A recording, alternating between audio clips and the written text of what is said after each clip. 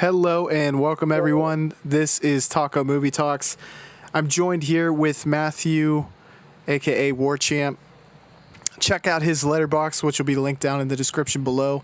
Today we are covering spaghetti westerns, Sergio Corbucci's spaghetti westerns in particular. Matt, first of all, how are you doing today? And second of all, are these your first spaghetti westerns? If not, which ones have you watched? I'm doing pretty well. It's almost Christmas, which is exciting. And these are actually the first spaghetti westerns I've seen, I believe. And when I watched Django first, and I immediately realized that it was different than the other westerns we had watched. Yeah, I was trying to put my finger on very specific differences, and I want to get your thought processes on what you think strikes you differently. But I feel like they're more violent. There's a lot of violence in the Clint Eastwood movies. I think that might be inspired from acting in spaghetti westerns. I could be wrong. And I also think there's more of like a stylistic nature, very specific to these directors that kind of make them stand out. Did you see that, and were there other differences that you noticed? Yeah, I think the violence aspect was probably the most like pronounced difference for me. It seems like those older like John Ford and the last two Howard Hawks movies we did, and when there was a gun fight, I remember in those they would kind of be more like cartoonish, I would say, or silly, and they'd kind of have like when someone's shooting someone, like maybe their hat will spin around or something like kind of silly. But in these two at least, and in the Clint Eastwood movies, they show a lot of like sexual assault and just like murder and violence, and especially in the Great Silence one, which is kind of like, and all the other westerns we've watched, the good guys win, it's very different. I think it might be part of the trend in movies, when post 1950s, where they're allowed to start being more experimental and showing more violent, realistic things on screen. Yeah, it feels like the natural progression of westerns. And it does feel like, at least from my perspective, it breathes a breath of fresh air into the genre. And I know you had been getting a little bit of, I guess we'll call it, Western exhaustion. Was this different in a way to where you were like, oh, like it makes it more palatable from all the westerns we've been watching recently? Yeah, it was different to where I was, I guess, engaged in watching it in a different way, and that happens with any genre for me. If I watch too many in a row, I'm just gonna start thinking, or they're just kind of all blend together to me, and so I gotta switch it around a little. But in terms of this being a refresher, I think it was, even though that you kind of got the same sort of themes, like a bounty hunter, lone gunman, and then of course, all the duels and like drawing your weapon quick, and there being a kind of king of I don't know, like shootouts or gunslinging or whatever you want to call it.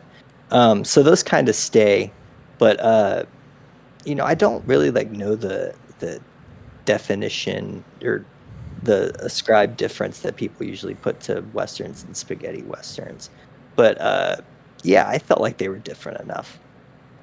So I think the only difference is spaghetti westerns are shot in Italy, and I could be wrong on that. If I am, let me know in the comments below, because I would like to know, and I'm sure you would too, Matthew. But there's definitely stylistically differences, and that could just be because Corbucci has a very distinct view, a very distinct style that this feels even more different. But I think, they are very much inspired by the John Fords and the Howard Hawks of the genre, but just from their culture, they're able to kind of add a little bit more of a different viewpoint to it.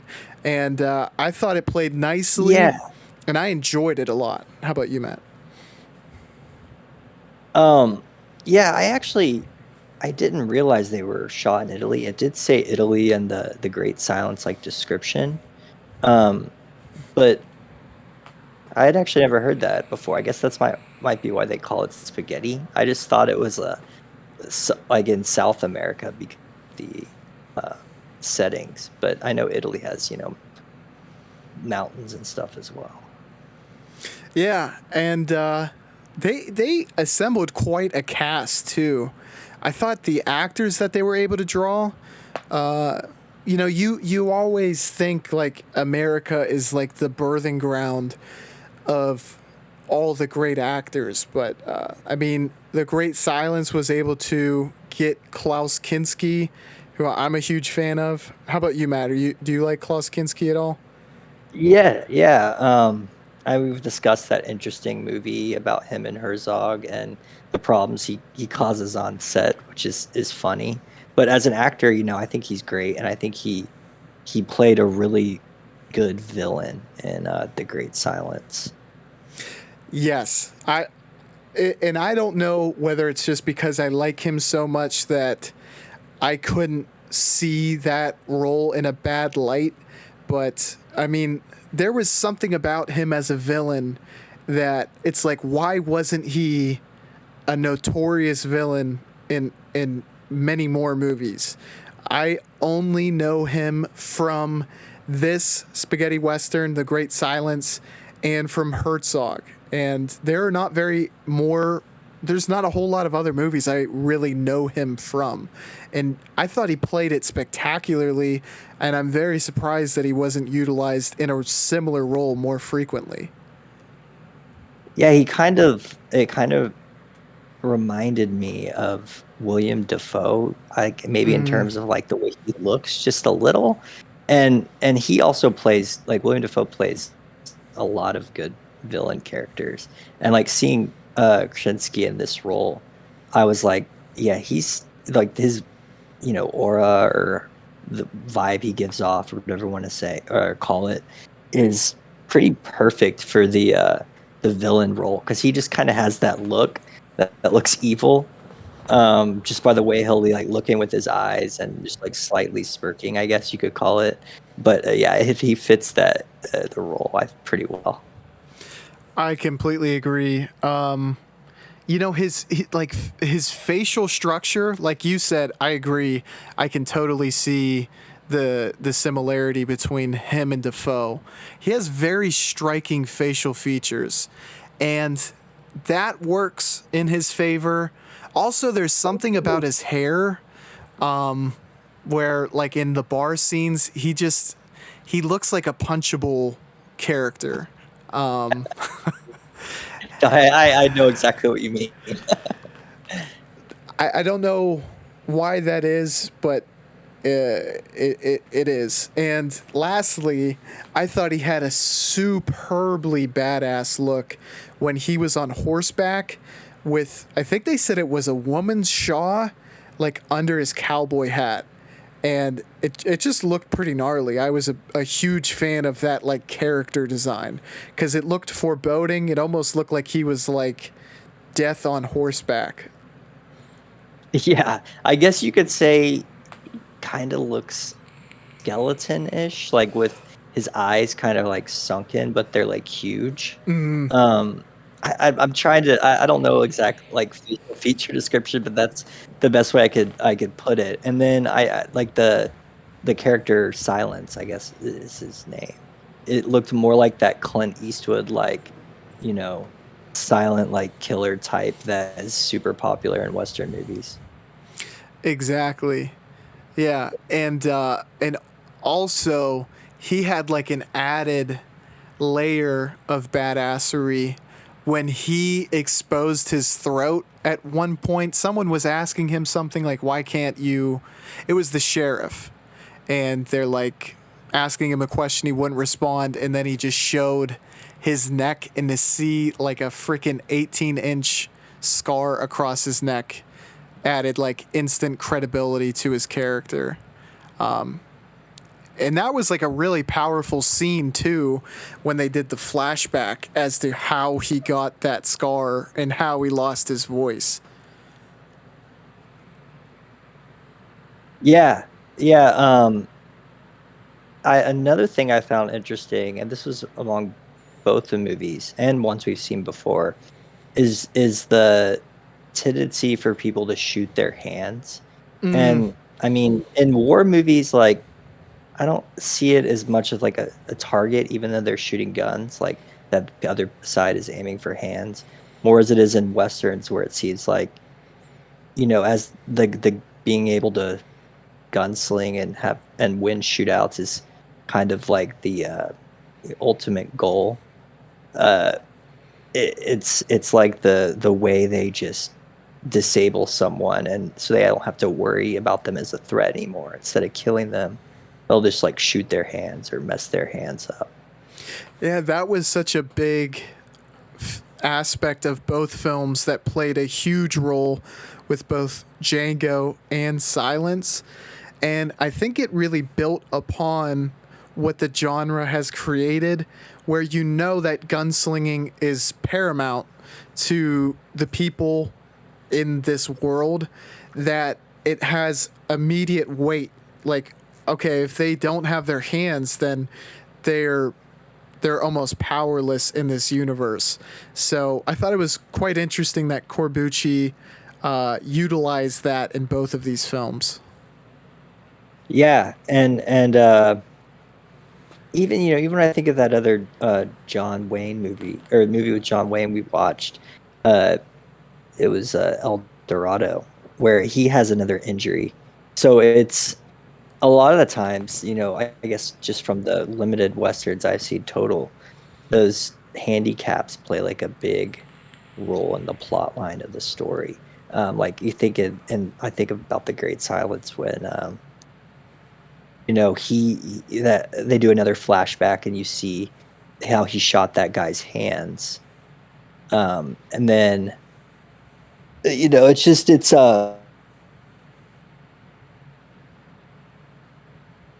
westerns I've seen, there's like the ability to.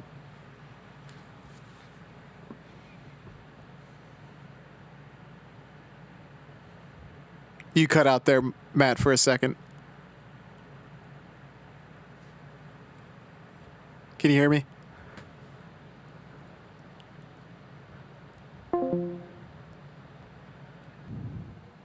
So, Matt, you were kind of talking about how important the ability to gun wield was, how that's utilized in these Corbucci films. I mean, did you think this was the best movie to kind of address that? I know that you were kind of talking about El Dorado as another great example of that as well. Yeah, I was just kind of saying it's hard for me to think of a western now, and I know we've talked about this in a few of the episodes, but that ability to draw your gun is like seen as kind of the greatest achievement possible in the world that the movies are in. Oh yeah, I completely agree. It, Go ahead. I'm sorry. I was just saying these two, I guess you see more of it because they can be more violent. So, in like a Ford Western, it would just be, you wouldn't see them like, chopping a hand off from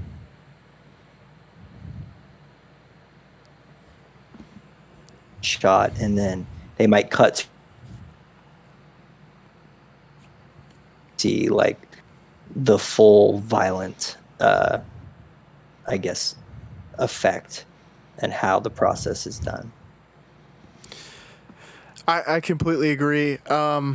And I think like the Western is the genre that's kind of, it's so crazy to think about the movies that we saw by John Ford that were relatively light on violence. Like there was certainly on-screen deaths, but he used it so sparingly.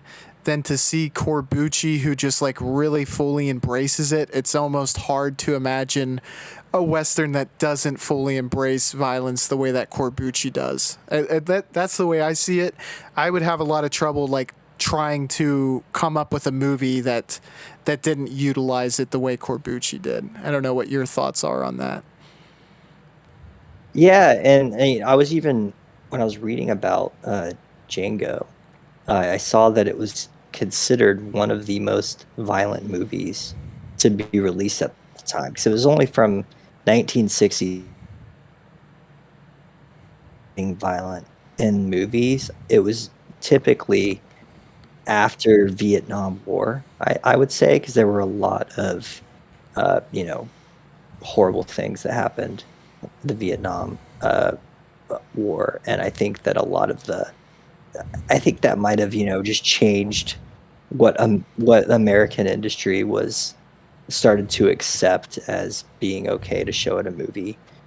Maybe because they started seeing so much violence on regular TV. I don't know. That's just something I thought about. Yeah, that makes me try to postulate. Do you think that World War II might have had an effect on Italian cinema? Do you think they kind of hit their stride as far as embracing and accepting and creating violent content based on that?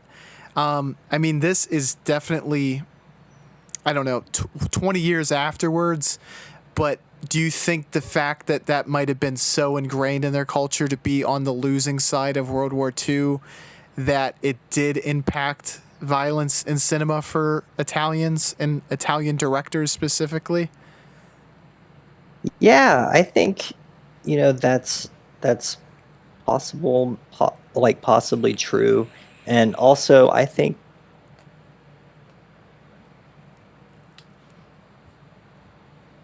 maybe all French films, but specifically like European films, uh, they push the boundaries a little more in general.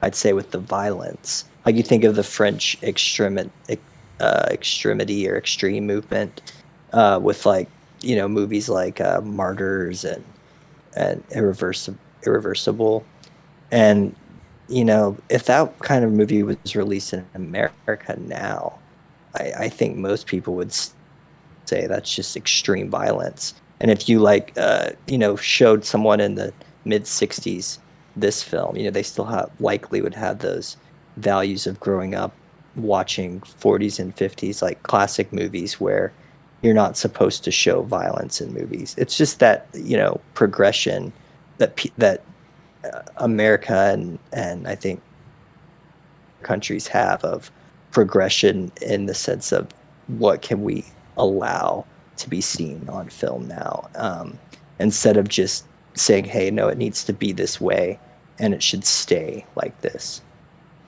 Yeah, it does make me kind of wonder how you get to that point. And I guess just continually being exposed to something like this, you kind of get desensitized to it, and in being desensitized, you're more accepting of it.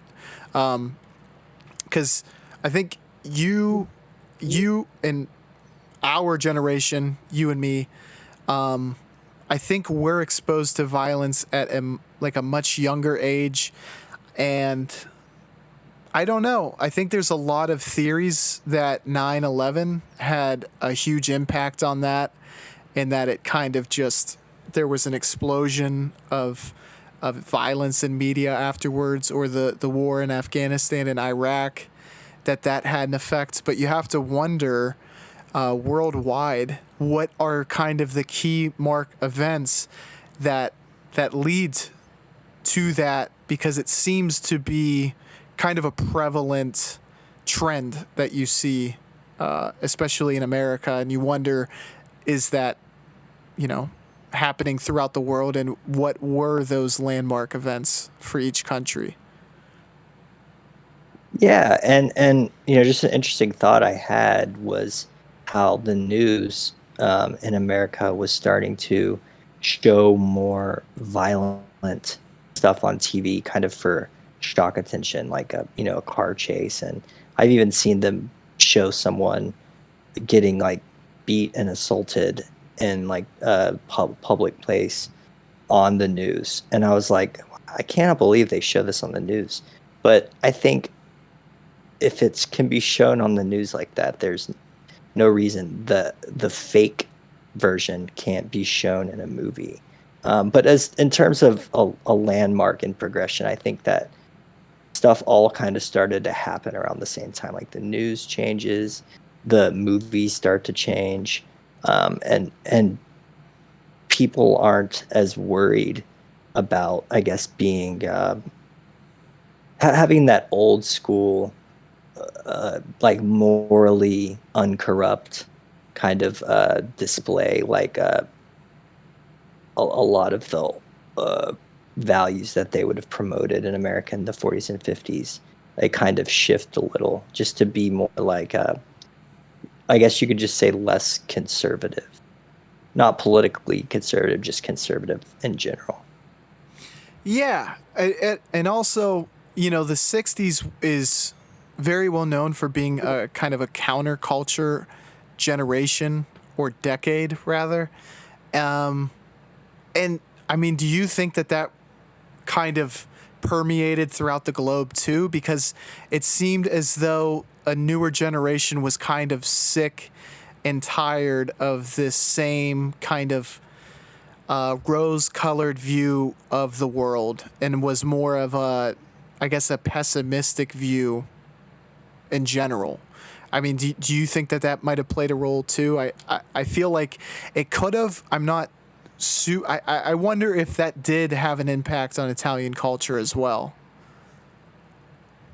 Yeah, because I think when I think of another Pasolini or another Italian director we did, Pasolini, his films weren't exactly incredibly violent, but they definitely showed more sexually explicit content and like pushed that boundary. So I think that I obviously didn't live in the 60s, but from reading and learning about it, I think that era as well as the 70s was kind of a big progressive shift around the entire world. Post World War II, it's no longer that 50s golden age, and in Italy, I don't know much about Italy in that time period post World War II, but they were making those neo-realist films that were extremely bleak, and they had that feel to where you can tell World War II really affected the population and how the filmmakers in that country like made their movies. Yeah, and see, I had not had very much exposure to old Hollywood. We were actually kind of talking about that with Howard Hawks, as that would be, considered one of old Hollywood's films. And as we kind of go into the 60s and 70s, that's such a big split into what they consider, I guess, new Hollywood, or kind of a changing of the guard. And this, not being in America, being an Italian film or films, it's still. One moment. So, Matt, I was kind of talking about the transition from new Hollywood to old Hollywood. And these films, for a lot of the reasons we were talking about, feels like a good example of that. This has a completely different feel than what you would expect from old Hollywood. And obviously, this was not filmed in Hollywood either, but it's indicative of a change that was happening. And I tend to lean towards this decade of film, probably from like late 60s through the 70s. And I think it's because these films seem to have an edge to them. Quentin Tarantino, I think, has said that this is like his favorite time period for film, and this is when he became inspired. And I wanted to kind of ask you, is this like the time period where you began to appreciate film the most? Yeah, I would say the 70s are probably the decade that has the most of my favorite movies in it. And the movies I tend to like the very most are kind of have an edge to them, like you said, and I tend to say like they're a little more realistic. So a lot of those old Hollywood movies, I kind of watch be partly because I know they're going to be comfortable, or they're going to like, have a good story, a good ending, and I can expect that.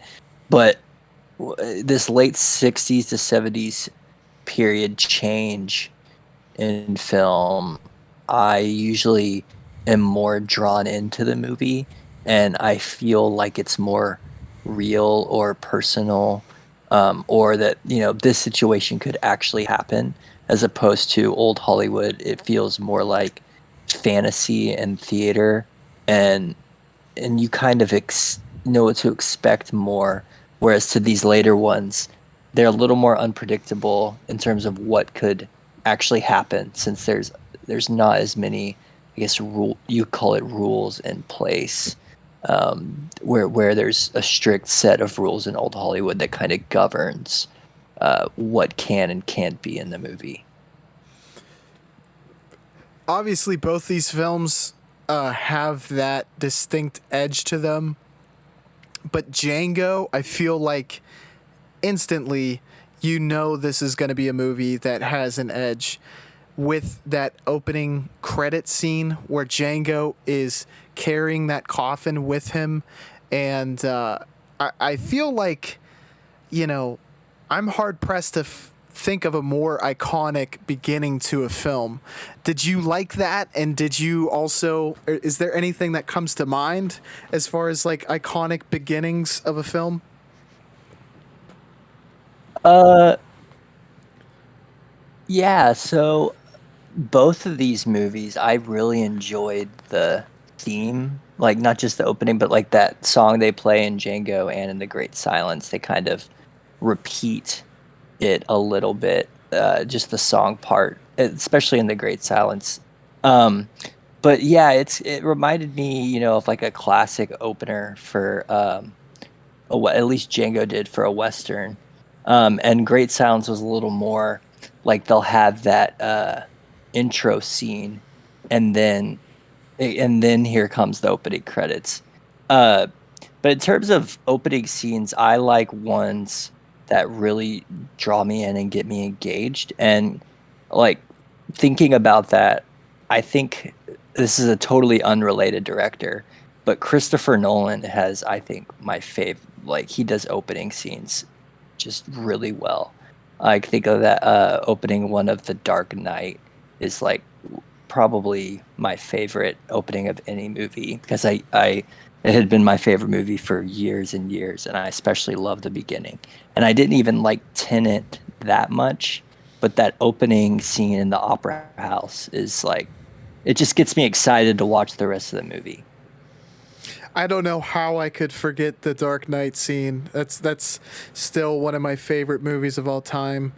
And I think it works because like in the Dark Knight right away you get pretty much all the information you need to know about the Joker, and you instantly, even though he's the villain, you have this kind of like, you're in awe of this enigmatic character. And I feel like the same can be said with Django in this opening, because you're like, well, why is he dragging a coffin? What's in the coffin? There's so many questions, and there's so much intrigue about the character right away. And it's just it's a really brilliant idea by any director to kind of open in that kind of way where it's very stunning visually, but it opens the door to create interest for where the movie's going to go. Yeah, I think that that's the most important part for me, is about creating the interest. And I really, just love when they started out with, some kind of sequence that puts the main character, maybe not you would say in a good light, but in one that makes him, someone to fear, someone is going to be uh, causing a lot of different interesting events, I guess you could say, because it kind of starts out with him, with that girl, and the what was it, the Captain Jackson, I think was his name, and then also the other Mexican group. So it kind of sets it all, like you see all the different groups at the Mm. very beginning, and you kind of realize, okay, this is going to be. You don't really know which side Django's on, and it turns out he's not really on anyone's side at all. Just makes the movie pretty fun. Oh, of course. And I really liked that, like the Mexican militia, like they kind of, costume design wise or character design wise, they don't strike you as immediately villainous. And also they don't really play that villain role. It's almost after Django's kind of worst qualities come to light that they play into that role more. But Jackson and I kind of forget, are they like rebel holdouts? Is that what they're supposed to be? The red hooded gang? Yeah, I believe they were, because they started, they were calling him a Yankee and stuff, and he was saying how they lost the war. I think they were like uh former Confederate soldiers who had kind of like gone rogue in their own group. When they had their hoods on, I mean, they looked immediately menacing and intimidating, and it was good work on part of like costume design or character design, because they seem like not the type of people you would want to cross. Yeah, they're pretty, they seem pretty evil. But their role in the movie is kind of interesting. How I guess you could say it ends up being more about Django and the Mexican group than it even is about uh, the red. I guess you just call them the red hooded group. But uh, I guess their purpose there is both for both groups is to, I guess, contrast from Django and his actions and show how he's kind of just a pure, like, one man army, especially with what's in his coffin. Yeah, exactly. And I also like the dynamic where they're like the setting was living and breathing prior to this story taking place. It has become a ghost town because of these characters who are integral to this story, but they've been there before Django became important to it. That I also thought was kind of a nice touch for this story where it almost there was lore that you understand, even though you're kind of just being dropped into this specific story. Yeah, and another thing I thought was interesting was in the other ones when there's a town in distress, in a lot of the previous westerns we've talked about, um, the the main character, it would be Django's character. His purpose would kind of be to save the town, but in Django, that's not really his purpose. It's funny because like it ends, and you don't really know surely what his purpose is besides that he just wants everyone to die. Yeah, it makes you wonder why he was going to that town in the first place. Yeah, yeah, and why he took he went with the Mexicans to get the additional cannons or artillery or whatever, the machine gun, and then he just turns on them immediately. I know. It like No. I was kind of it was funny that he did that. It seemed like he had this plot already kind of playing out in his head. But I don't know how he could have anticipated all the twists and turns. Maybe he knew of the city, but I don't know how he could have known he could kind of turn the Mexican militia against Jackson's men before he even got to this town. But yeah, the way that the story took place and kept unfolding, there was always something to be kind of interested, like what the next conflict is going to bring. Yeah, that I think is what I liked the most about this movie was I love when story like this, I would start this movie off and already kind of assume what I think is going to happen, and then it just totally goes in opposite direction. But and by doing that, and like what's going on in that opposite direction keeps me super interested and isn't just a like random twist just for just for the heck of it. It's twists, and they continue to twist the story around, and every new step and new scene and like occurrence or event is interesting, and you kind of start to realize I don't know what Django's going to do in this situation. So it makes me more engaged and eager to know what he's going to do. Yeah, there was like clearly a relationship with the woman, and then at one point he like almost kind of seems like he's done with her, and that like threw me for a complete loop just because you're so used to that not being the case. Even if it is a ploy like it was in Django, you're just kind of not used to that. So that was just like another kind of twist in the movie that ends up paying off, but is also very interesting as you're watching it and engaged because you're like, why is he doing this? And what's going to happen next if he doesn't care about her anymore? Yeah, I think the perfect example of what I was trying to get across with the creative screenplay or story or whatever you want to call it is that little or that part where he takes that girl, the other girl, back, and has her start undressing, and then it's all for the purpose of him going and setting the machine gun up and then killing as many of them as he can. Which I didn't see. At first I was like, okay, does he really like this girl? He can't really be doing this. And then he just starts wandering around. He says, don't pay attention to what I'm doing. And I start to realize what he's up to, and I'm like kind of laughing and like, why is he doing this? But it's still fun to watch it. That was probably one of the best sequences in the movie, I thought.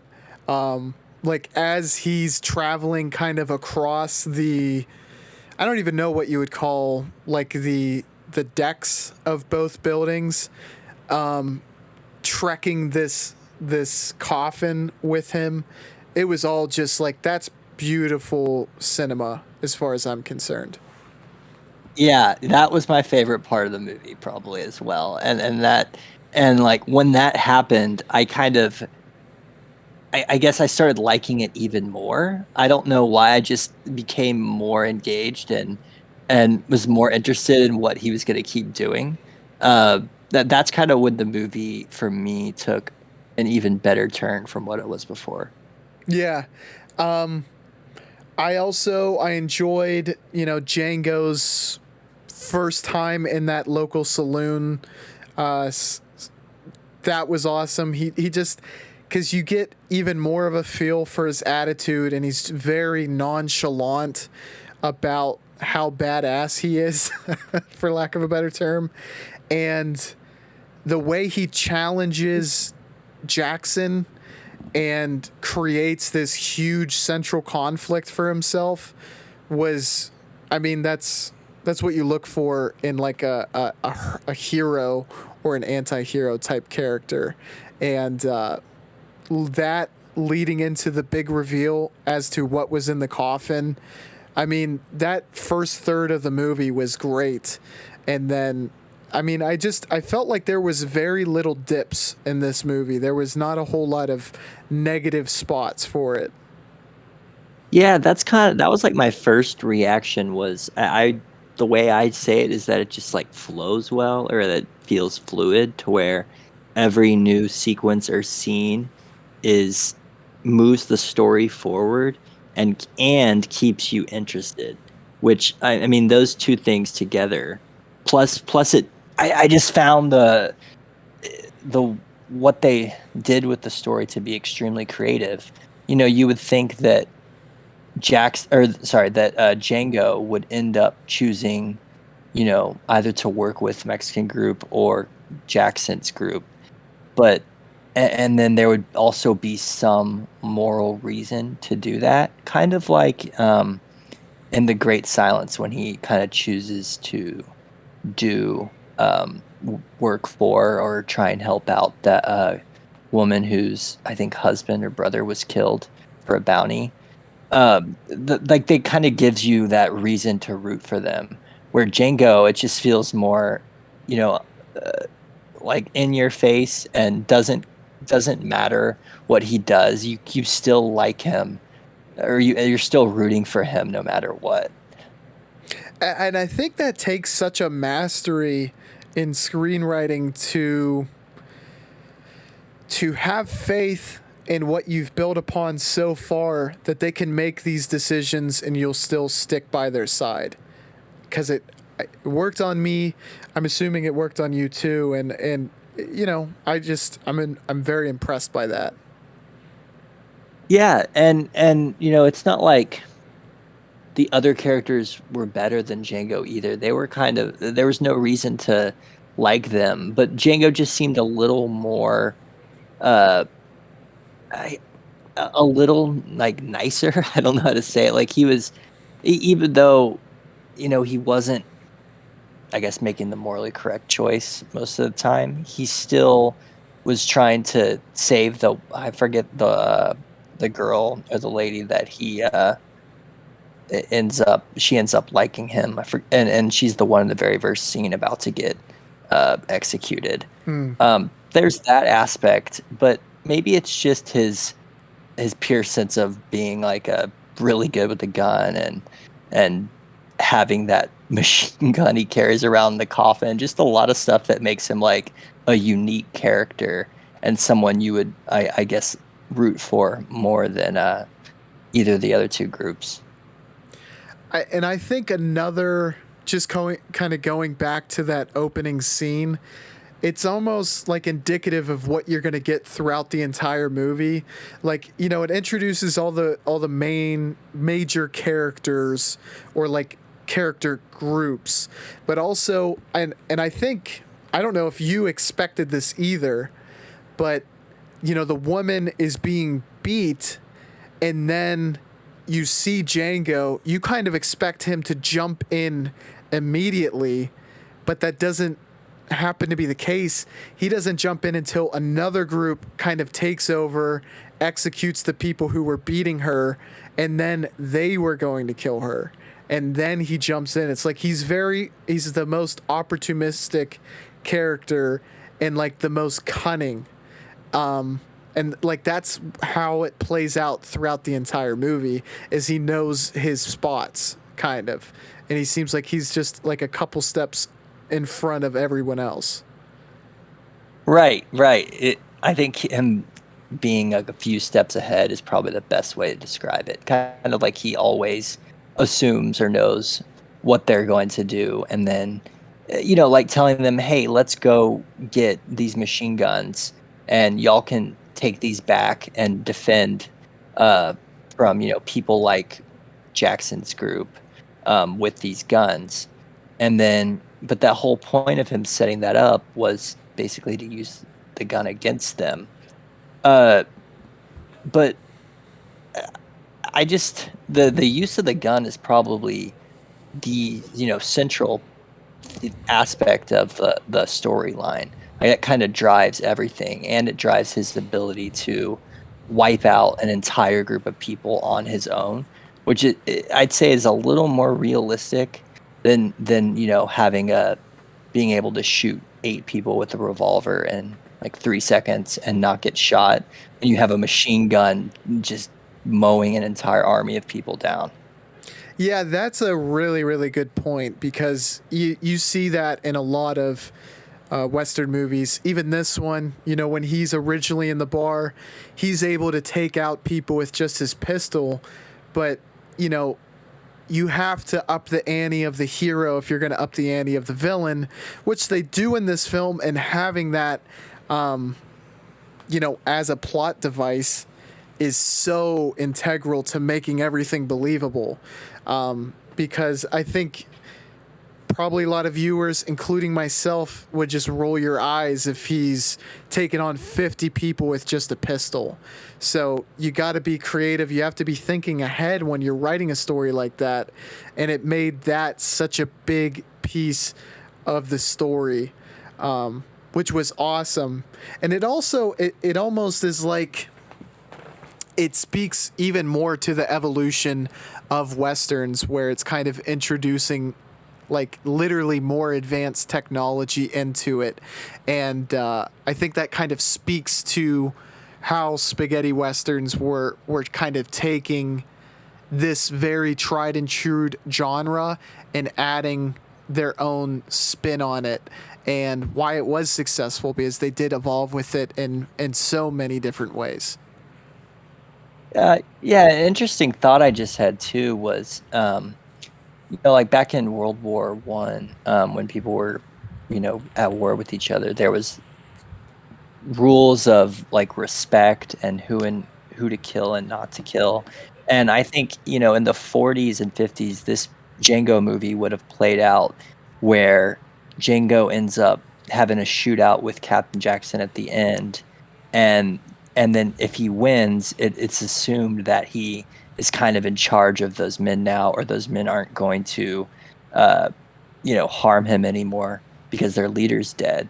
But then now in these post World War II or 60s, 70s era, it's kind of those rules of respect are kind of maybe not as strong anymore. And just like in World War II, where, you know, there was tons of civilian bombings and random people were killed, and there wasn't a lot of war crime rules that anyone was following. It's kind of like the same, similar here, where he's just taking on and killing everyone, no matter what or who they are. He just wants to kill all of the people. It's kind of that same like mindset, I guess, of no respect or rules when it comes to like extreme violence. I agree, because, like you were saying, World War I, I think everyone's perception of the war was like, this is a respectable fight, and that there wasn't necessarily bad villainous people or characters. There wasn't like bad methods. There was like a lot more morality kind of wrapped up into it. But it's almost like you said, World War II just kind of dropped the bomb, that it's like, hey, look, these roles of engagement that we are used to are completely different. And I think that inspired like this generation of filmmakers in the 60s, perhaps, to like, hey, look, my eyes have kind of been opened. I have seen more of what is really going on, and they're unafraid to kind of show it in their filmography. And I think it plays really well. Yeah, it's kind of like a shift in perspective from, you know, one of like a general or a commander in the war, someone who's not just the run of the mill soldier, to now you're getting what it's like for the people actually on the battlefield. Um, you know, something like Paths, that Stanley Kubrick movie Paths of Glory, reminds me of that, and the realization that you there really isn't, or violence doesn't really produce, you know, good results. And they even, I think of like the in Who Killed or Who Shot Lim, theme is kind of there, but it's just shown in a different way through like Jimmy Stewart's character being like the morally good. But here, uh it's like there's no morally good in these later like 60s, 70s, uh, or at least these two spaghetti westerns I've seen, I'll say. And another thing that I wanted to bring up was, and you kind of were talking about this earlier, the injuring of Django's hands. That felt so much more impactful than, 99% of the deaths that we saw in that film, despite it being, less violent in outcome. But it was the most impactful thing they could have done. And not only story-wise, but at least personally, I felt it more than when a lot of other characters died. So it was interesting to see a film that's so fraught with violence still be able to, come up with something that had impact for the main character to be kind of an obstacle for him before his final conflict. Yeah, that scene where they were breaking his hands and like running him over with the horses and all that was pretty gruesome, I'd say. And the way they show the blood and violence reminds me a lot of those like a John Carpenter movie or Texas Chainsaw Massacre, the sequel or two that we watched, where there's just not an obscene amount of gore, kind of like Texas Chainsaw, but definitely like spending a lot of time showing us how his hands are just getting absolutely destroyed before he makes his little comeback in the end. Yeah, I mean, it was like that was really the only direction that made sense and made the story more compelling. Like, that was the best way to like up the ante for our hero, I thought. Yeah. Do you think he had a purpose? Did I kind of lose that? Did I like miss that out, or do you think that's kind of an interpretive thing, like Django and making all his decisions? See, it's like that confused me as well. It like there's a lot of knowledge he would have had to have had before going to the town. Like it seemed to all fall in place, but he might have always been wanting to get the gold. That's Yeah. I think that's what he was going for, but the thing that confuses me about that is, like I said, like he would have had to know so much before he got there for it to be his goal. Right, right. Like it seemed like he was well, the Mexican army, the leader knew him. I remember he's like, "Oh, you're back," or something along those lines. So it seems like he might have been like a known outlaw in the area or someone not to mess with. But you're right, you'd have to kind of think what he might know going in about the different groups, and he just thinks both of these groups are bad, or they're a trouble to the community, and also I want this payout, so I'm just going to go for it and try and eliminate both of them. Yeah. I guess the opening scene, he might have had enough information to be able to deduce that there would be an opportunity to get some type of gain, because you see that there are two gangs in the area. So maybe it was like literally a split second, like, hey, I can kind of leverage this for my own gain.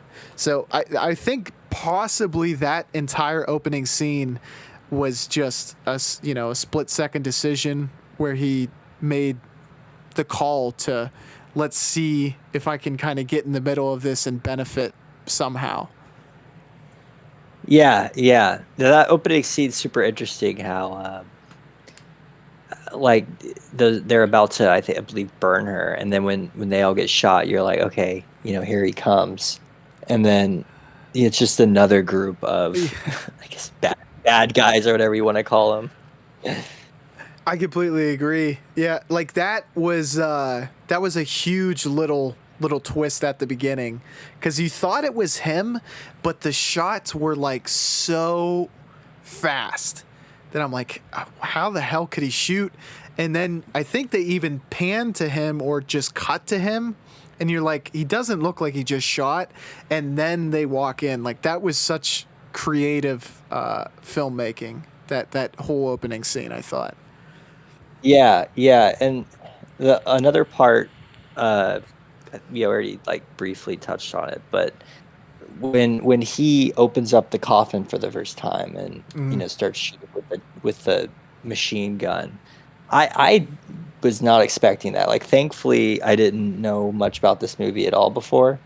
And it's been so long since I saw Django Unchained, I can't even remember if he's a machine gun.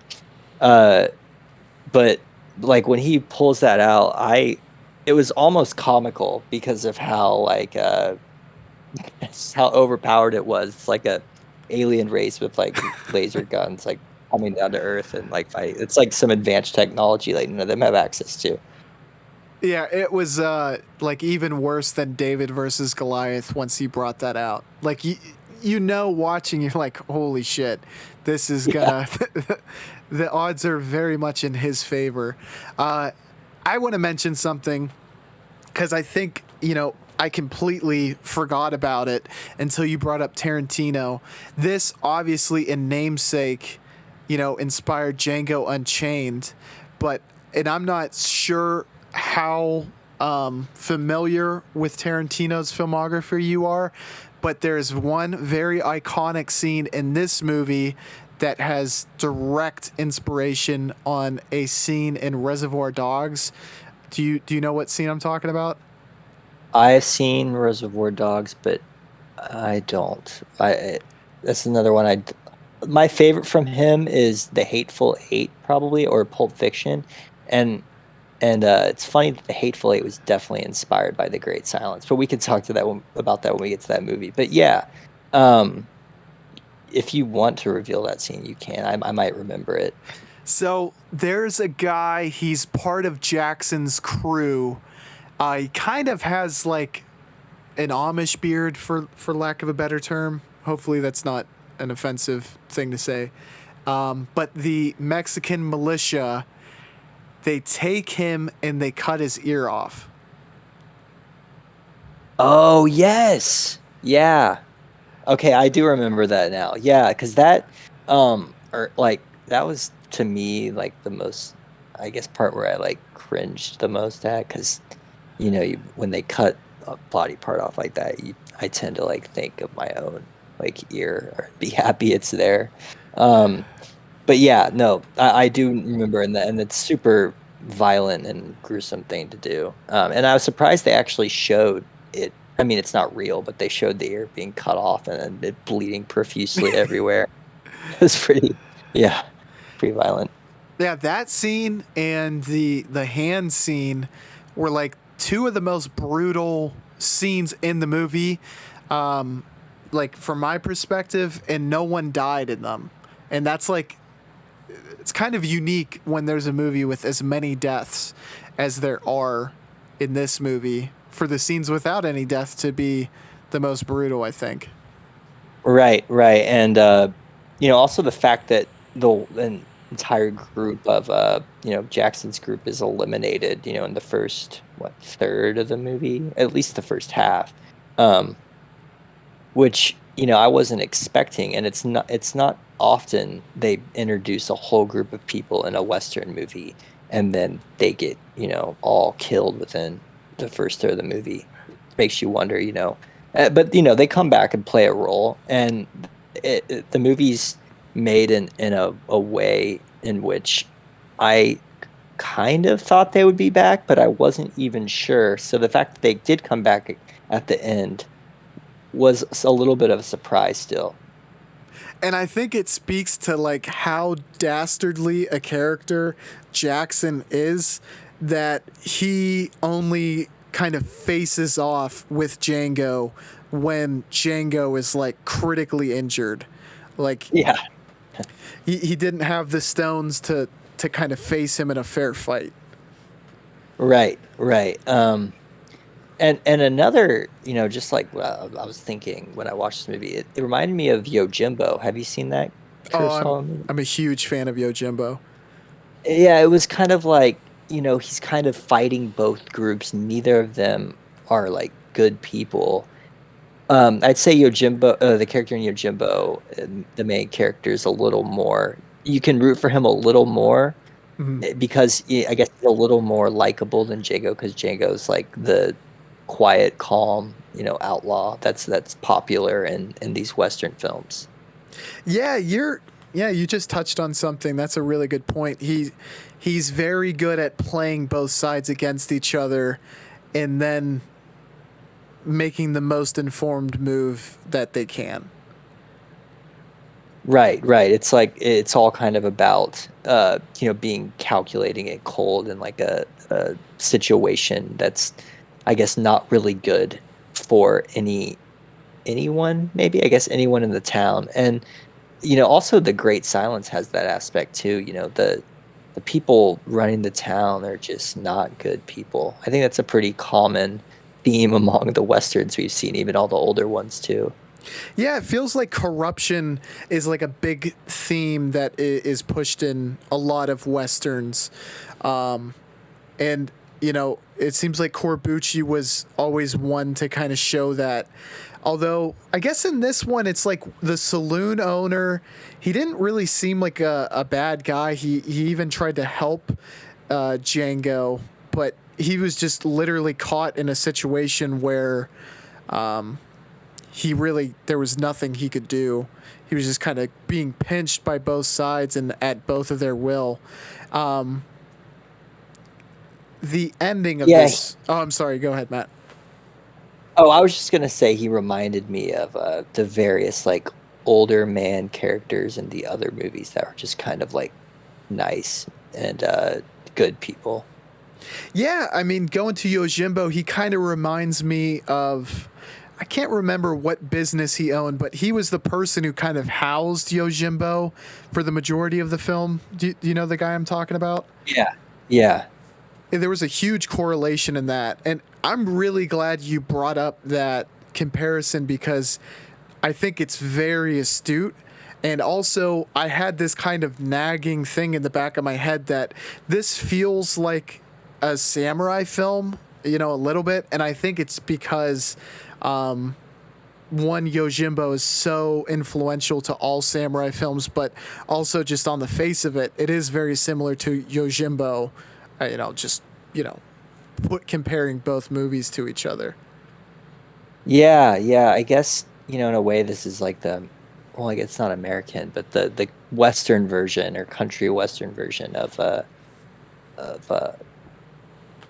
Japanese movie. But Yojimbo being the most country Western version of one of those, I guess I've seen.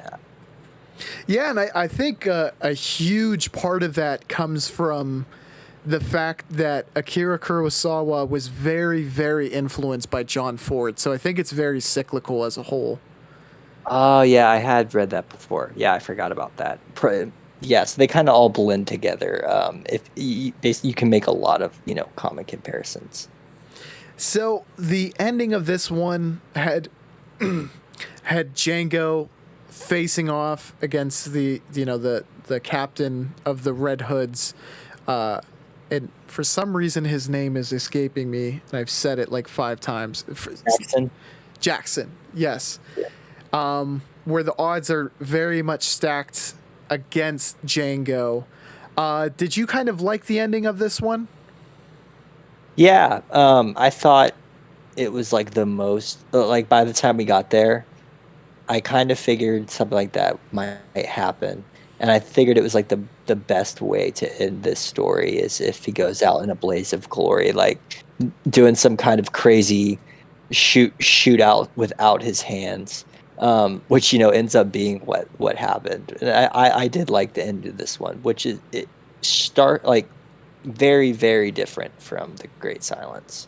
Yes.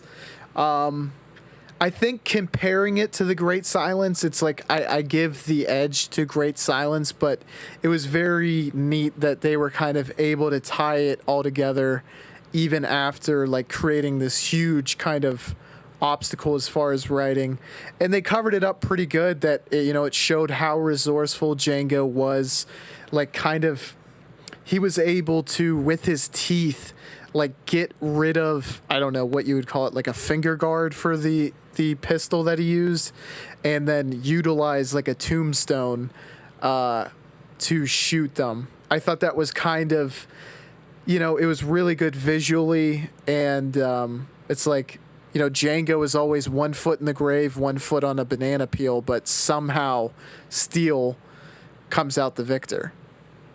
Yeah, yeah. It's I guess that would be like the theme that like pervades the movie, is that he always gets super creative and thinks on his feet.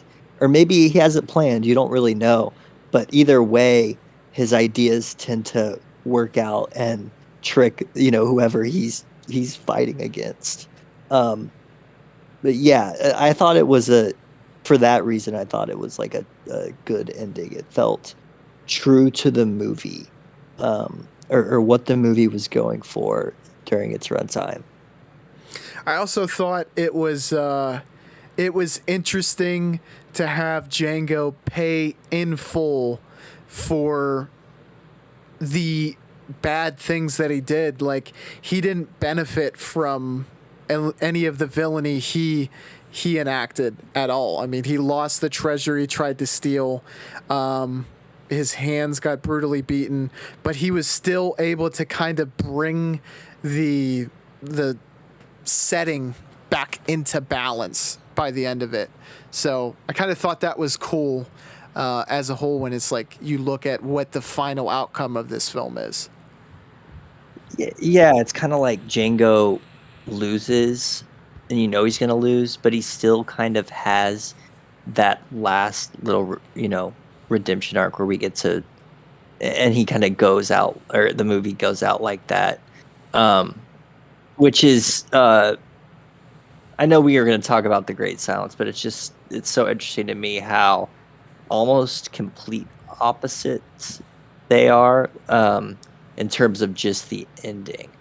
Like, The Great Silence leaves you feeling more depressed, but Django, even though he doesn't really win, that little last moment he has in the graveyard, getting creative with his gun, is like still leaves you with a good feeling after the movie ends. Exactly. Matt, I'm very interested to hear your rating on this, and any final thoughts that you'd like to throw in there. Yeah, I gave this one a 4 out of 5 stars. I really liked how it picks up, and like how I've been talking about how creative the story is, this whole podcast so far. But to me, like, just the way it progresses, and it keeps getting even more and more interesting as more boundaries are, created for the character, and as he makes more super risky choices. I think it compounding into on each other and getting better throughout the movie is what I enjoyed the most. Yeah, I gave it a 4.5 out of 5. I really loved it, and I was surprised by how good it was. A few things that I just want to highlight. The beginning was obviously awesome, but also I thought like the theme song, the Django song, was really cool. I was a big fan of that song at the beginning and the end of the movie. And I think the only low light that I would mention, but it obviously didn't have a huge impact on my enjoyment. You mentioned it. It was the dubbing of it. The voice of Django, I didn't think fit super well. It did not at all. That was what was really the only thing throwing me off was the voice actors for the dub. Yeah, like the majority of the other characters I really didn't have as much of a problem with. It just felt like they got close with the voice of Django, but it needed to be like more of a gruff, grittier sounding voice, like a rougher sounding voice. It sounded too pomp and circumstance to match that type of, like, almost like dirtier looking character, Right, he needed to have, like, a low-pitched, like, scruffy voice, and he sounded just kinda like a regular guy, which is not, I don't think, what he should have sounded like. Yeah, I completely agree. The next movie that we have is The Great Silence. We have Silence and Loco. Loco is they don't even call them bounty hunters. I think they call them, is it killer hunters or murder hunters? Oh, I'm not sure. I mean, Bounty, but I who knows? it was. I think they do call them bounty hunters, but I think they also refer to them as like murder hunters. But it's because, and that's why the new sheriff was brought in, is because people like Klaus Kinski, aka Loco, in this film, were pretty much like, I'm just gonna kill them because I'll get the same reward no matter what, and just take out all the risk. So it was basically like incentivizing murder throughout this entire territory. And Silence is someone who had been impacted by these bounty hunters in the past. It caused him to lose his voice, and he's a character who seems like his whole life has been dedicated to sticking up for the people who have been impacted by this. So it's a great pitting of good versus evil in this film. Is there anything I'm missing, Matt? And on top of that, what were your initial thoughts?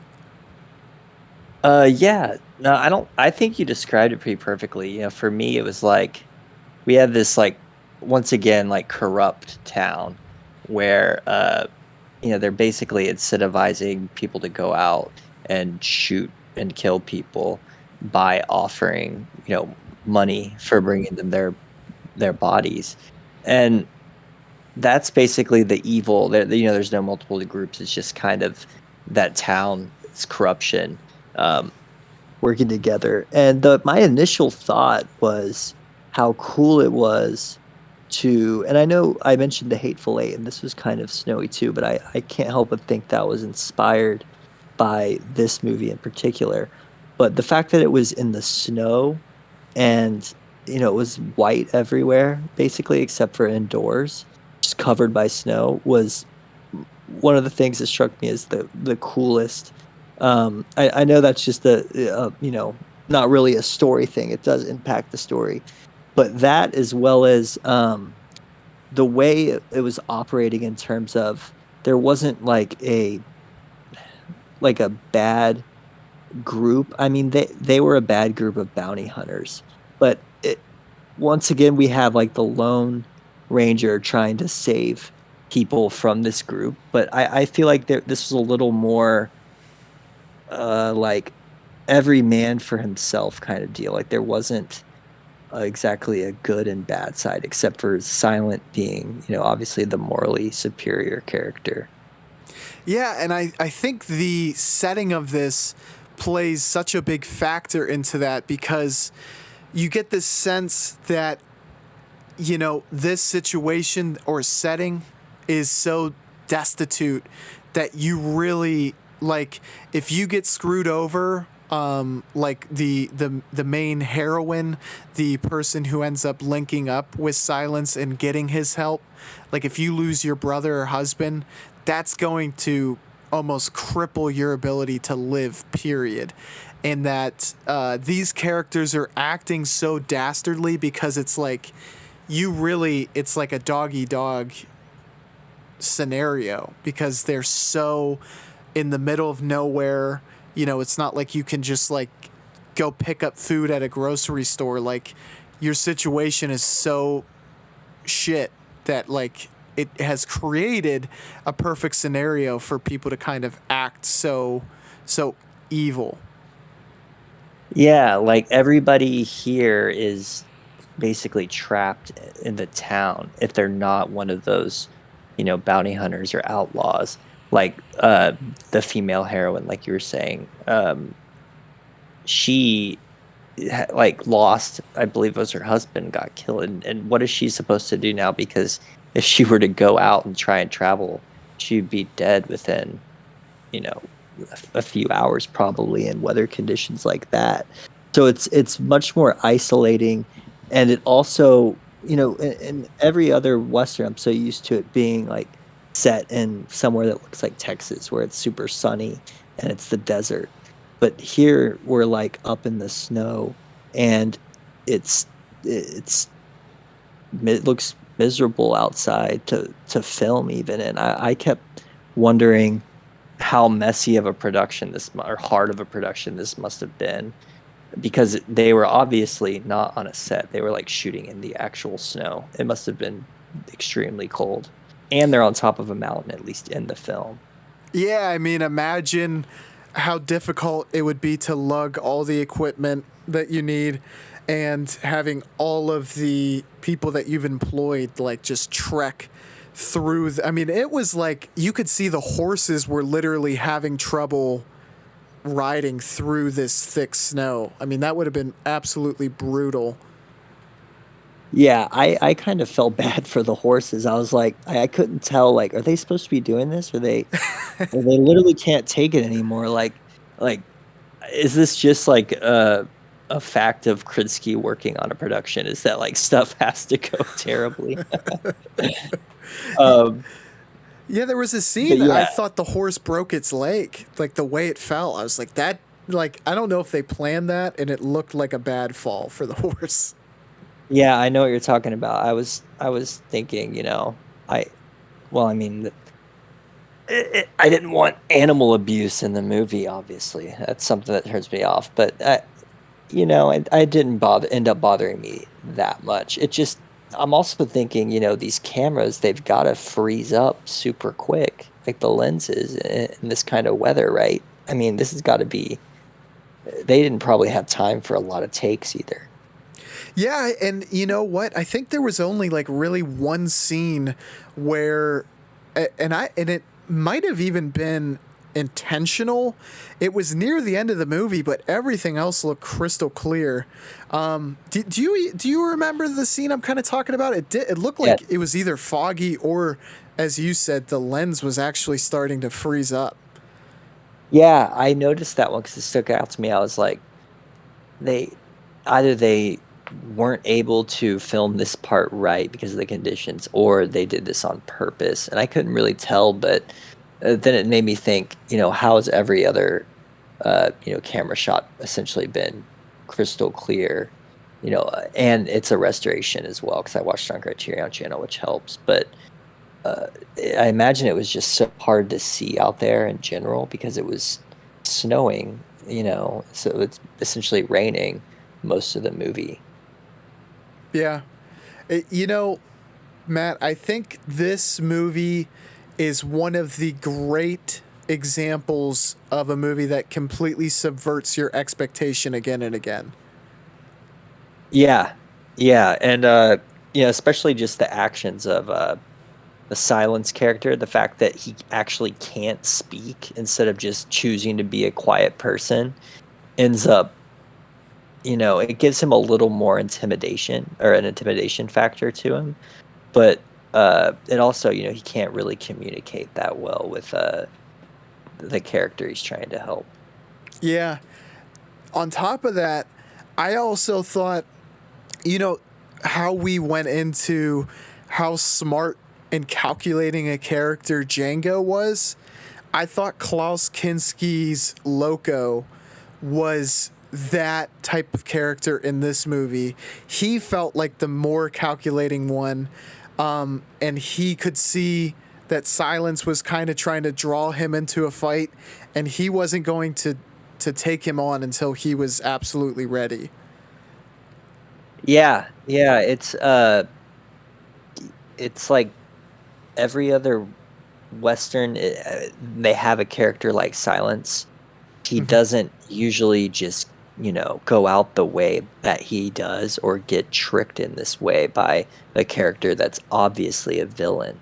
So that in and of itself is an entire, like, different type of Western movie, which I think might be a feature of spaghetti Westerns. I'm not sure, since these are the only two I've seen.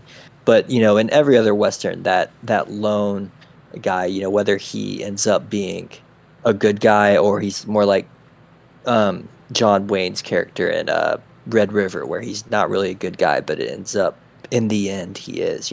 Klaus Kinski or Loco is just kind of bad the whole time.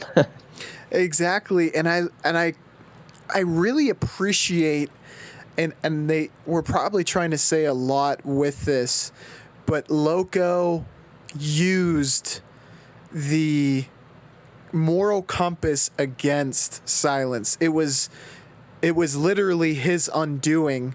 Like, Silence could have had Loco 20 times over by the end of the movie, but ultimately he couldn't be the instigator, Silence, because it kind of went against his moral code. And Loco used that so that he could kind of name, okay, now we're going to fight. Like it was literally up to him when the conflict would begin. And that gave him the edge in the end. Right. Like he had that rule, about only shooting in self-defense. And he could draw his weapon so quick where if he was about to get shot, he could just end up killing the other guy, which worked in his favor. I mean, it's not that similar, but it is to, I think, Batman's code that he will never like kill anyone, and then villains end up using that against him in the same kind of way that Loco used that against him here, because he knows he can choose when the conflict happens. Yeah, that was like immediately where my mind went to as well. Like you were bringing up the Dark Knight earlier, and yeah, like that he wouldn't kill and that Silence wouldn't shoot first, and like obviously he has a big kind of background that this film goes over, that his parents were killed by bounty hunters and his throat was slit. But I think it was almost a silent protest where he had seen how bounty hunters have operated in the past, and he made sure to, that there was a distinction between him and the bounty hunters, which I thought made his character very interesting on top of not being able to speak. Yeah, and it was interesting to me how, like, the way that played the role with I don't remember her character's name, but the main character that he's trying to save, because she loves him and he can't say anything.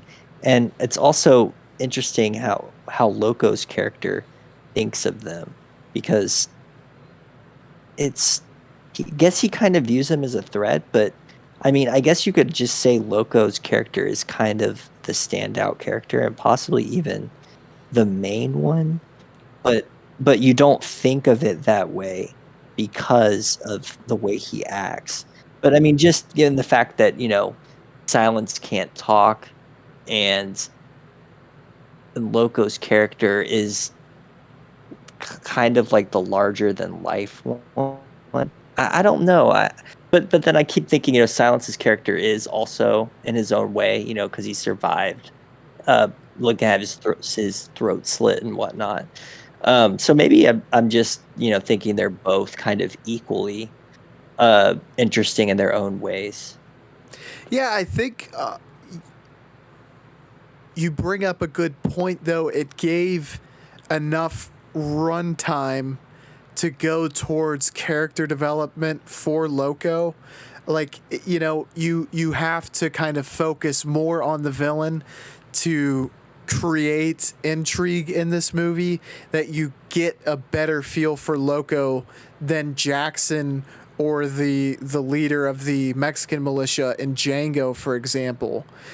Like to keep things were much more balanced, because look, you have a character who you've written to not speak, so if you focus too much on that, you run the risk of being boring, and so you get a heavier dose of Loco, and it made that character just, he had so much weight in this movie. Like I just thought it was a great character, period. Yeah, yeah, it's kind of like, him and the guy who was running the bounties, kind of like the upper level evil guy who Silence had shot his hand that one time, shot his finger Mm. off, I think.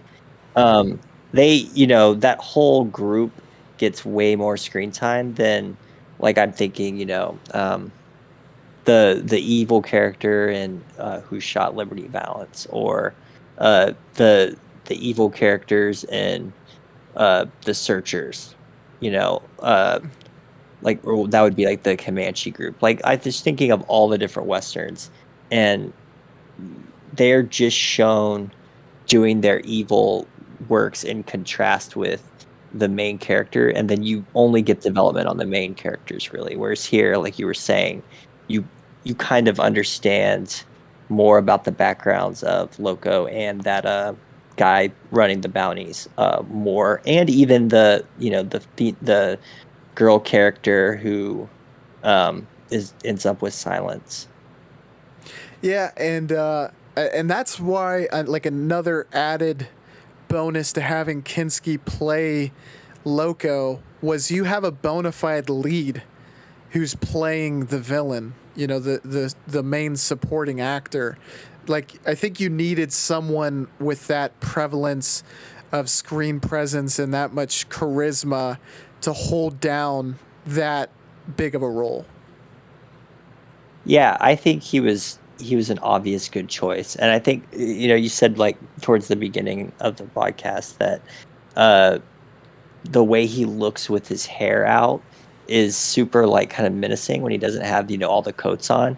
And I just keep thinking of that one scene where Silence starts throwing in, like, the match, I think, and then, like, his a cigar butt or something like that into his drink, Mm. and then they start fighting. And once again, Loco just takes his gun off because he knows that Silence isn't going to shoot him. So that all that kind of action taken by Loco kind of makes you feel bad more for Silence, or like wish he would just kill him already, but you also know he's not going to do that. I also really liked that Corbucci kind of had a huge focus on how impactful the hands are in a western. It played a big role in the other central villain, and it also plays a huge role in Silence's ultimate undoing at the end of the film. Right, right. I thought it was going to end up, being a situation like in uh or I guess in Django, but I was also thinking of the one where uh this El Dorado, I think, where John Wayne is gets injured in his Mm. hip, or is that Red River? I'm starting to get confused. But anyways, like those little physical disabilities, but then they come back, and this one, it's just kind of like, no, that's it. Like, you don't expect what ends up happening to happen at all. Yeah, so just to dive kind of head first into it, there's a sheriff. He's a very big character in this movie as well. He's kind of brought in with the intention of cleaning up this town because of all the murders that have been going on, and then bounty hunters also murdering. And somehow, Loco ends up being arrested by this sheriff.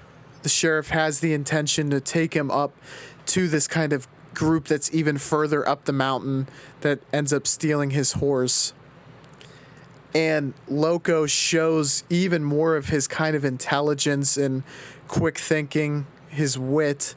He basically completely outwits the sheriff and shoots him into the freezing lake, and then ends up kind of coming back to not only conquer an injured Silence, but also basically shoot a lot of the townspeople, which was just like a completely gritty, brutal ending where the bad guy, you know, he wins, and I didn't expect it whatsoever. Yeah. Yeah, like I expected the sheriff to get shot. I think that was interesting how he had the gun. He pulled it out of the snow like that.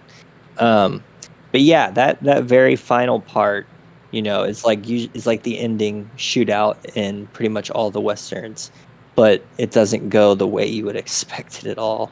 And it's very like, just like boom, shot done, and then she comes to like because he just got killed. She runs over and then she shoots her, and then you realize at the end credits that it was based on a true story. I think.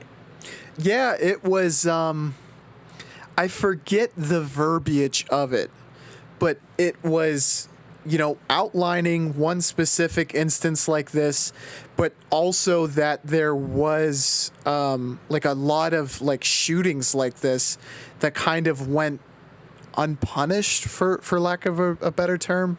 Like, and I'm not sure why, but like it makes this movie very impactful to know that this did occur.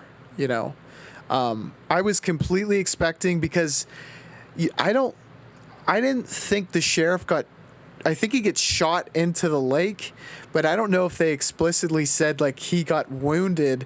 I was fully expecting there to be like 10 to 20 minutes more of runtime where the sheriff comes back to be the central protagonist, but it was just like, just boom, movie done. And like I was just left in awe. Like my jaw was dropped, and I love when movies just really go for an impactful ending like this one. Yeah, yeah, you could tell this is probably what the director wanted the ending to actually be, because of like that kind of lasting impression it leaves on you. And another thing that it made me realize or made me think about is how that corruption aspect we were talking about earlier was obviously a really big problem with these like small towns, because that is kind of what the whole movie is centralized around, is the fact that this banker is willing to pay people this amount of money and also just scheme around and try and get what he wants, like sex from the the McGee, I think her name is, the younger female, and get Loco just out of jail, just kind of how he wants to when he wants to. It's just very it really highlights that corruption aspect. Yeah, because it's, you see so often in other films where all these circumstances will play against the hero and he'll overcome them, and to see one where the same corruption takes place but it then is just too much for the hero to overcome, it makes it feel so much more impactful.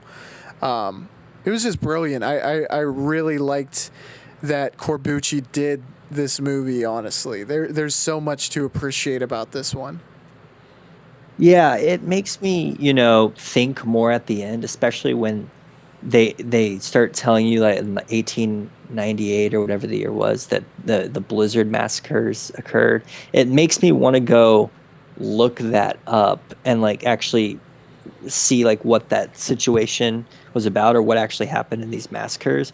Whereas if it were to end kind of like, that good Hollywood ending where, he shoots him and ends up winning and then it tells me about the massacre, it doesn't make me as intrigued about it, because it doesn't make me at the end go, dang, that's kind of terrible what's happening in this movie and what just happened. Yeah, especially after they execute everyone in the bar. Even when he says he's not going to, you kind of know his character is going to do it anyways. He's just like straight up evil, I guess you could say. Yeah, it was eerily reminiscent of the barn scene in Come and See. That seems terrible. Or, I mean, it's terrible feeling. Yeah, where it's like you feel like you're witnessing evil. Yeah. Yeah, that's like the perfect way to describe it, I think, actually, that scene and the end here. And like it's the perfect way to kind of punctuate what kind of guy Loco was. It's just so in line with what type of character he was, and I don't know.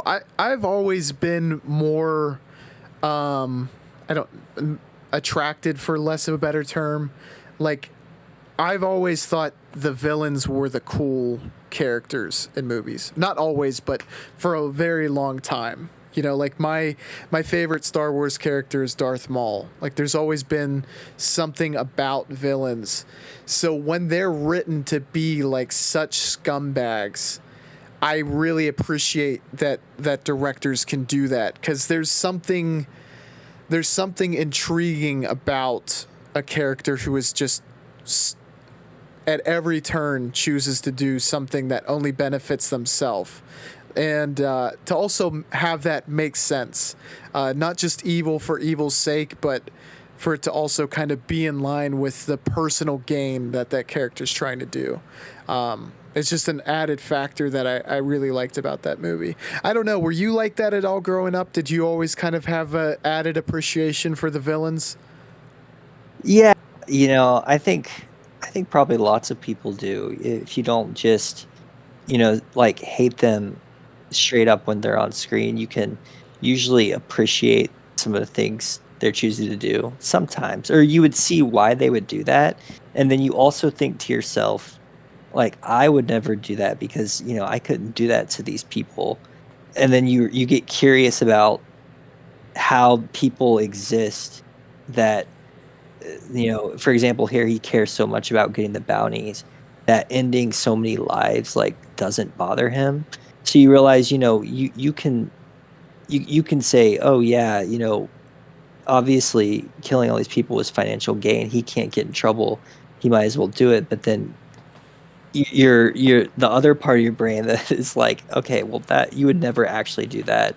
That's a terrible idea, and you would never want to do that to other people. So you think, how could someone that seems like he could be a normal person also act completely evil? And that's a feature of anti-hero movies, I think, too, because you see some stuff in them that you do, but you just don't do it to such an extreme point like that. You know what I mean? So they can be relatable in their own way. Yeah, exactly. And you brought up a really good point. It's not like Loco in like the bar scene. It's not like he stands out as like Satan. Like, there's just something, even when he's not doing something, he just feels evil. It's like he's a relatively normal looking person. He looks slightly menacing, just because his facial features are very distinct. But yeah, it's like this normal guy can just be completely sociopathic and literally put number values on people's lives and say, yeah, for $50 I'll kill a whole bar full of people. It's such a unique characteristic you don't see all the time. Not like, you see it a little bit in cinema, but never in real life. That it's interesting to explore a character like that in a movie. Yeah, like you don't encounter these people, probably unless you're gonna get, or at least someone that's going around killing people like this, unless you're in danger yourself. So all you ever see is, for the most, acting like polite and friendly to you, but you don't tend to see the side of someone that may come out if they were given an opportunity to uh, kill people for money and not suffer any consequences from it. Because people out there exist like that, but well,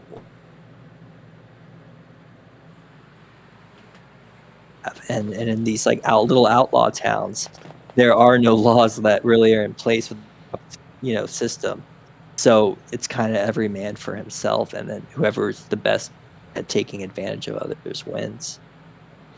Yeah. Matt, I want to ask you, what's your rating for this film, and any final thoughts as well? Yeah, this one I had a hard time reading. I watched it earlier today, so I'm still not really sure if it's 4 out of 5 or 3.5 out of 5 for me.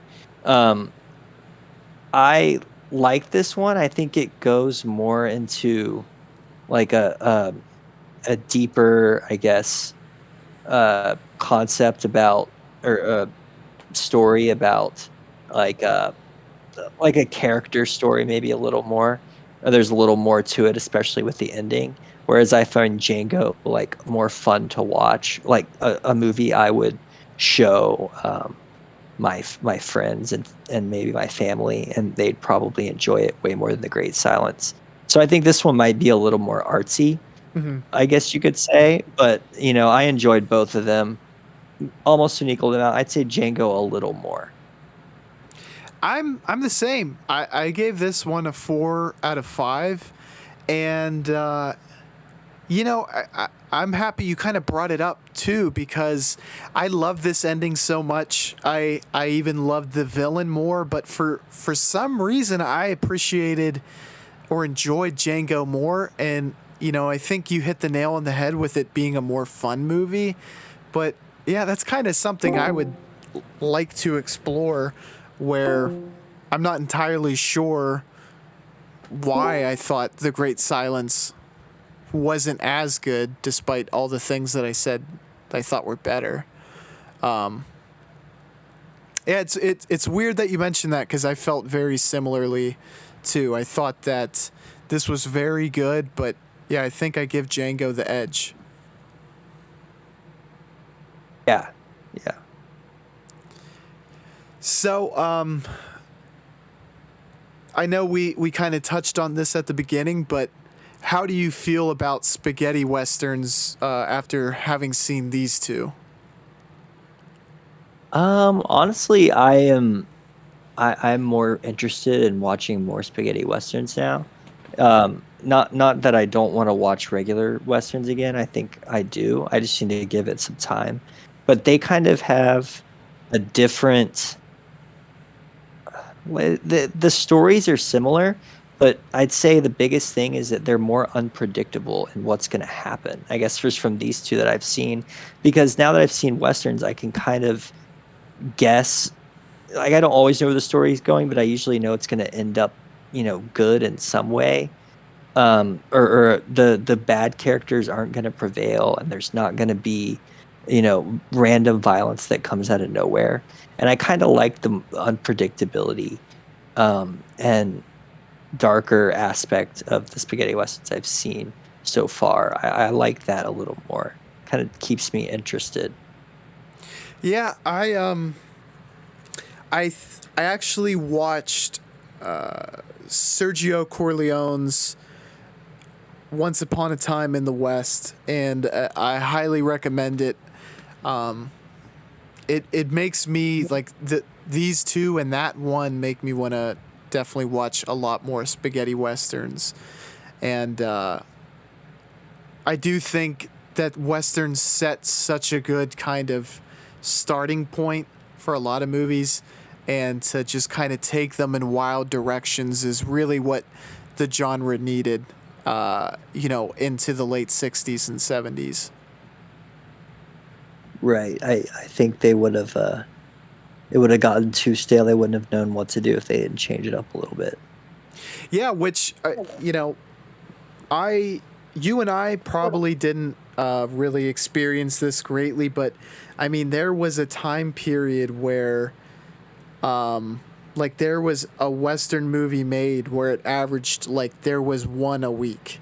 Like, there was years where, like, 52 new Western movies were made in that year. And, there's so many places that you can go, honestly, that you really do need a strong creative direction that can stand. When you hear the same thing over and over again, you need a strong creative voice to really cut through it and actually have something to say. Right. Right. Like yeah, and I think I don't know if this is true of all spaghetti westerns, but I also think shooting on a location. I mean, they kind of did in Red River, the Searchers, but it still felt more like a set. Hmm. And these, like, The Great Silence felt way more like, okay, these guys are out in this actual blizzard on a hill, probably filming this whole movie, which is crazy. And it gives it a little, like, I really liked the cinematography and the shots in The Great Silence a lot. I think that's one thing I kind of hinted at the beginning, but I didn't say how much that like made the film feel cool to me and helped me enjoy it. I agree. I thought Corbucci is, yeah, he's a really, really good director. I would be interested to see. I think like the only reason he's not like alluded to more often is because these are like the peak of his filmography.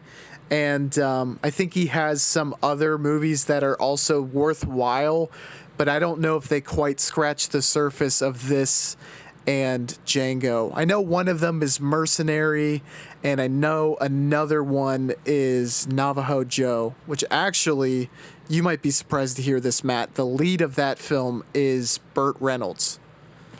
Oh, really? Oh, he always does some crazy and like random stuff. You have to see the way he looks. Just like either I think on Letterbox you might be able to see, like, you know how they have those posters behind. It's like a background at the top of the screen. Mhm. He looks like clearly dyed hair black, long hair, like it's uncanny valley type of stuff, because you're like, he looks very familiar, and then you see oh, that's Burt Reynolds. And yeah, it's like it's honestly nuts that he did a movie looking like that. He looks very, very very unique. Uh, yeah, he's also in this Italian movie called The Leopard. Oh, no, I don't think it's Leopard. Oh wait, no, he is in that, and he's in another one, Conversation Piece, from this guy. It's Vinscotti is his last name, and he plays like this like Italian like elite, like one of the most powerful, or in a super powerful family in Italy, like very wealthy, and he has like this super blonde, like slicked back hair, and he could just play so many roles. I see him in so many different things. He's also in Atlantic City. He plays this super sleazy like guy. It's just really pathetic character. He's a great actor. He is. Now we were kind of having a discussion, and I just thought this would be a cool little conversation piece before we wrap up, and just about the career of Klaus Kinski as a whole, and how nuts of a guy he was. I think, you were talking about one of the documentaries about him and Herzog and all the shenanigans that he would get into. And I think I brought up one of the stories where Kinski just randomly shot a pistol into a lodge with 50 people inside, and miraculously didn't kill anyone, but ended up like shooting someone's pinky off through a wall. How the hell do you think Corbucci was able to direct this madman? I was thinking that, I was like, this must have been like a crazy set because of where they're filming. But I mean, I guess this came out in '68, and he was in Aguirre in '72, so he definitely was still, I guess, in that mood. Maybe that was like him his whole life. But I don't know. He I guess he obeyed, because I mean, when you're working with like horses in the snow, you got to do it right to get the shot right, So maybe he took a different approach than Herzog did with uh, Kaczynski.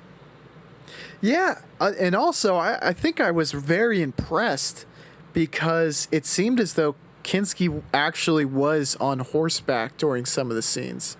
I mean, did you do you think they were able to just do really creative cinematography where they used a double and I couldn't tell, or did you also feel like you saw him? I thought I saw him on horseback. Yeah, I think I remember seeing him on a horse. Maybe that Herzog is just a super unique guy. Maybe he like is kind of became friends with him, aside from the movies, and so they treat each other differently. And maybe Corbucci, is is just more strict, or he doesn't like to take crap on sets. I don't know, but it would be interesting to know how he acted during the production. That'd be something I'd want to know. I would love to hear that. Yeah, because and Herzog has the added relation where they were in a boarding house for, I think, maybe up to a couple years. It might have been less than a year as well, though. But I mean, he lived with Kinski when he was like 12 years old, I guess. Oh, okay. I didn't know that. And he said he was a wild man back in his youth too. He said he would spend hours in his room just repeating lines to be able to like be a play actor, early in his life, and that he would throw like tantrums that were like just crazy, type of running down the hall and throwing stuff. And it seemed like it's always been, he's always had that inner demon inside of him.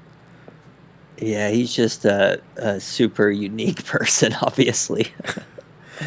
And I was telling you, he had this tour that he was doing, I think in Germany and maybe in parts of Austria, where it seemed like he was going through mental health crisis, where he was proclaiming to stadiums full of, or I guess auditoriums full of people, that he was Jesus. And I made the joke that it's a lot like what we're seeing with Kanye West right now. Yeah, you did tell me that. Yeah. Um, maybe obviously he he's just one of those people that is, super on all the time. Like Mm. you could say like in a manic state, maybe. I don't like super energetic and I guess attention. He loves like, being a star, but he also is just uh I guess he's just one of those people that's probably very impulsive and doesn't ever think of the consequences of doing things. I don't want to romanticize possible mental illness. I don't know if he's ever been, diagnosed or anything, but it and I couldn't give you definitive proof, but it seems like everything that makes him him is also what makes him play these roles so great. Yeah, yeah, I could see that. I don't know. He always seems like he brings such a presence on screen. And I have to think that who he is and all of that kind of manic energy that he has, and like just not kind of knowing what he's going to do next, it just makes him be able to play these characters so well, and like entertaining on screen even when he's maybe doing mundane things. Yeah, I think obviously his personality, in real life, like translates over to being on camera extremely well. I think like if you were to get him as an actor and you were a director, you would really need to learn all about him because he obviously has so many different things. Or you need to things that he does, like you need to spend like some time with him personally before you directed him like and felt comfortable about it, in my opinion. Just because he seems like someone who is completely unpredictable, and it seems like he has a lot of traits of, like you're saying, like different mental illnesses that I can't quite say he's one thing. Maybe just that he's just a character essentially. Like you'll never meet anyone else that's like similar to him at all. Exactly. And I think what you said, like it takes a very specific director. I think that probably plays a huge fact into like what I was kind of asking the question. Like he's only really great, well-known performances are from Herzog and The Great Silence. You really don't hear other performances brought up very frequently. It seems like maybe Herzog like knows him as a person well enough to know what to say to him on set to get him to act a certain way. Because if he's, just kind of like pretty wild, like as a person, he's going to be the type of actor that like you're not going to be able to rely on at all. So Herzog has some kind of way with knowing how he acts or what he does, that even though he still causes, I guess, quite like a ruckus on set, like all the time, Herzog could still rein him in to get a really good performance. Maybe just using his attitude that he has at the time, like to his advantage, whatever his attitude might be. Yeah, I think you're dead on. I think Herzog's relationship with him, like I do think, despite how complicated their relationship was, they were best friends, or maybe not best friends like the documentary that Herzog made, but good friends. But I think he knew when to like pull the leash in. I'm gonna tell one more story that I heard from the documentary My Best Friend, which is definitely recommended. But on the shooting of Aguirre, Kinski said he was going to walk off, which I guess he was infamous for doing, which speaks to the fact that you said he was very hard to like really reel in, and you needed to be a specific type of guy to really just get him to work on something without storming off. Herzog said, "I have a rifle. There's 9 bullets. I will get 8 of them in your head before you swim beyond the bend, and the 9th one's for me." And I guess he shut up and just finished the shoot after that little exchange. Yeah, I think I remember that part a little, but those stories that he talks about are so funny in the documentary. Well, that is all for us. Matt, thank you for watching these films, and thank you for discussing them with me.